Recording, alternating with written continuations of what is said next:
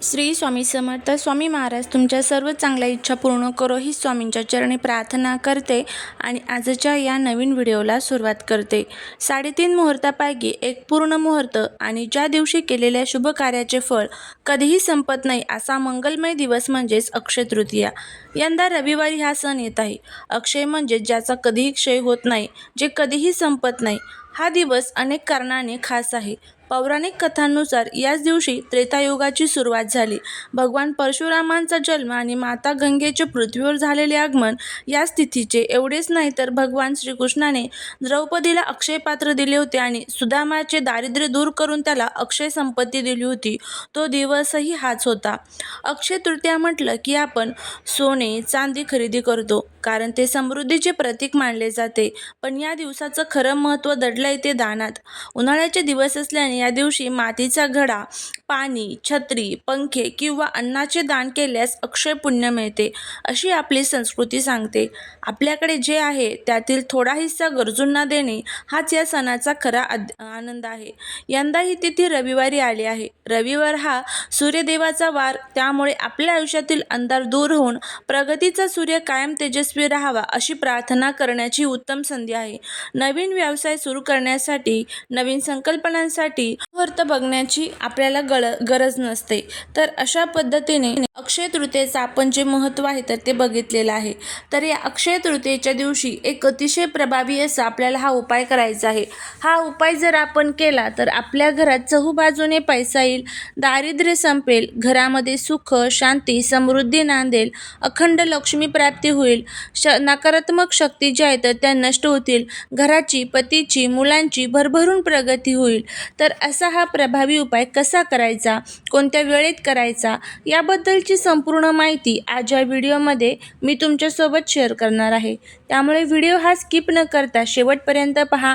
जर तुम्ही या चॅनलवरती नवीन असाल तर चॅनलला सबस्क्राईब करा आणि असेच माहितीपूर्ण नवनवीन व्हिडिओ पाहण्यासाठी बेल आयकॉनलाही प्रेस करा, म्हणजे जेव्हा कधी मी नवीन व्हिडिओ अपलोड करेल त्याचं नोटिफिकेशन सर्वात अगोदर तुम्हाला भेटेल आणि तुम्ही एक पण व्हिडिओ मिस करणार नाही. त्याचबरोबर कमेंटमध्ये जय माता लक्ष्मी लिहायला अजिबात विसरू नका, जेणेकरून माता लक्ष्मीची तुमच्या कुटुंबावर, मुलांवर अगदी भरभरून अशी कृपा होईल. हा दिवस खऱ्या अर्थाने शुभ फलदायी ठरावा यासाठी आपल्या शास्त्रात काही नियम सांगितले आहेत. आज आपण जाणून घेणार आहोत त्या संदर्भात काय करावे, काय टाळावे. सकाळी लवकर उठून स्नान करावे. या दिवशी विष्णुदेव आणि माता लक्ष्मीची पूजा करणे अत्यंत शुभ मानले जाते. त्यांना पिवळी फुले, तुळशी पाने अर्पण करावी. अक्षय तृतीयेला दानाचा दिवस आहे, त्यामुळे दान आवर्जून करावे. शक्य असल्यास सोने चांदीची खरेदी करावी. जर ते शक्य नसेल तर घरातील स्वयंपाकघरासाठी नवीन भांडे किंवा एखादी छोटी वस्तू घेणेही शुभ मानले जाते. आपल्या पूर्वजांचे स्मरण करून त्यांच्या नावाने तर्पण किंवा दान केल्यास त्यांचा आशीर्वाद अक्षय राहतो. नवीन व्यवसाय, नवीन नोकरी किंवा कोणत्याही चांगल्या कामाची सुरुवात करण्यासाठी हा दिवस सर्वोत्तम मानला जातो. या दिवशी काय टाळावे? अक्षय तृतीयेच्या दिवशी मनात कोणाबद्दलही वाईट विचार आणू नका, कोणाशीही वाद घालू नका किंवा अपशब्द बोलू नका, कारण या दिवशी जे आपण पेरतो तेच अक्षय होते. या दिवशी मांसाहार किंवा मद्यपान करणे टाळावे. सात्विक आहार घेण्यास मन शांत ठेवावे. या दिवशी कोणाकडूनही कर्ज घेऊ नका. कर्ज मानले जाते की अक्षय तृतीयेला घेतलेले कर्ज लवकर फिटत नाही आणि आर्थिक ताण वाढू शकतो. हा दिवस लक्ष्मीच्या आगमनाचा असतो, त्यामुळे संध्याकाळच्या वेळी घर पूर्णपणे अंधारात ठेवू नका. उंबरठ्यावर दिवा लावा आणि घर स्वच्छ ठेवा. जुगार खेळणे किंवा कोणाची फसवणूक करणे यासारख्या गोष्टींपासून दूर राहा, अन्यथा त्याचे वाईट फळही अक्षय मिळू शकते. अक्षय तृतीया हा केवळ सोने खरेदीचा सण नसून तो पुण्य कमवण्याचा दिवस आहे. तुमची भक्ती, तुमचे दान तुमच्या आयुष्यात सुख समृद्धी घेऊन येत असते. त्यामुळे ह्या सर्व गोष्टी आपल्याला पाळायच्या आहेत, काही टाळायच्या आहेत. आणि त्याचबरोबर या दिवशी काही उपाय केल्याने शास्त्रानुसार केवळ आर्थिकच नाही तर मानसिक आणि आध्यात्मिक फायदेही मिळतात. या उपायामुळे महालक्ष्मी आणि विष्णूमुळे आपल्याला धनप्राप्ती होत असते. त्याचबरोबर पितृदोषापासून मुक्ती मिळत असते.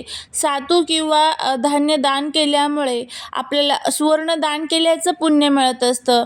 त्याचबरोबर भगवान विष्णू आपल्यावरती प्रसन्न होतात, कर्जमुक्ती होत असते. थोडक्यात तर काय, आर्थिक स्थैर्य, पुण्यप्राप्ती, नकारात्मकतेचा दोषांचा नाश आणि सौभाग्य वृद्धी होत असते. त्यामुळे हे प्रभावी उपाय या दिवशी करणं खूप गरजेचं असतं. या दिवशी भगवान विष्णू आणि देवी लक्ष्मीच्या पूजेसोबतच पितरांची पूजा देखील केली जाते. या दिवशी पूजा जी आहे तर ती शुभ वेळेमध्ये जर केली किंवा शुभ मुहूर्तात जर केली तर त्याचा चांगला फायदा आपल्याला होत असतो. तर रविवारी या 2 तासाच्या राहू काळात चुकूनही आपल्याला पूजा मांडणी किंवा पूजा करायची नाही आहे. पूजेचा शुभ मुहूर्त कोणता आहे याबद्दलची माहिती आपण घेणार आहोत. त्या अगोदर सर्वात प्रथम पूजा कशी करावी भगवान विष्णू आणि लक्ष्मीची तर ते आपण बघूया.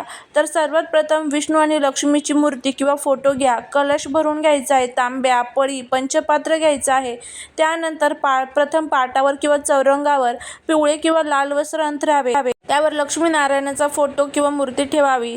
स्वतःवर आणि पूजेच्या साहित्यावरती थोडे पाणी शिंपडावे. हातात अक्षता आणि पाणी घेऊन तुमचे नाव आणि अक्षय तृतीयेचा शुभ मुहूर्त माझ्या कुटुंबाच्या सुख समृद्धीसाठी भगवान विष्णू आणि लक्ष्मीची पूजा करीत आहे असे ध्यान करावे, संकल्प करावा. त्यानंतर हात जोडून देवाचे ध्यान करावे आणि त्यांना पूजेसाठी आमंत्रित करावे.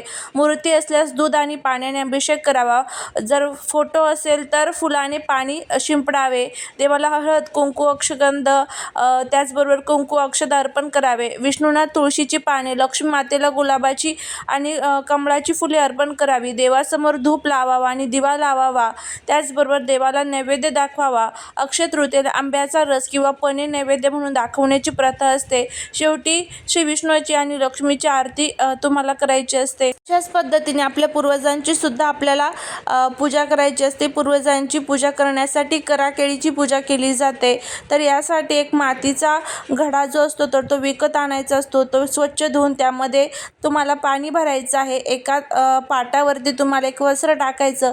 एक ताट घ्यायचं. त्या ताटामध्ये गहू तुम्हाला टाकायचे आहे.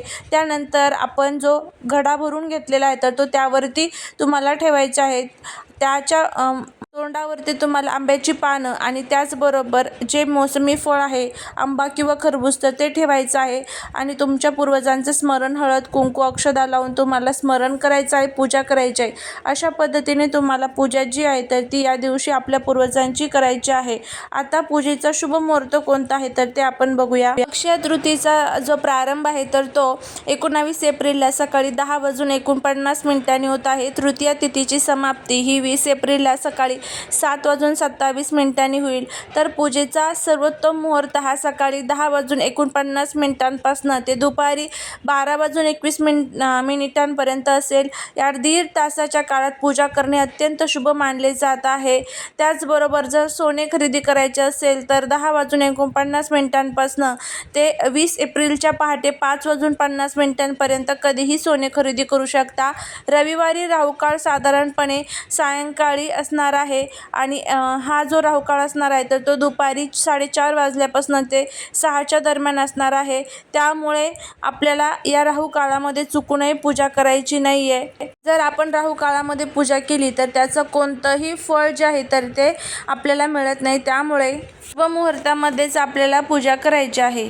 हा व्हिडिओ आवडला असेल तर लाईक, शेअर, सबस्क्राईब करा. श्री स्वामी समर्थ.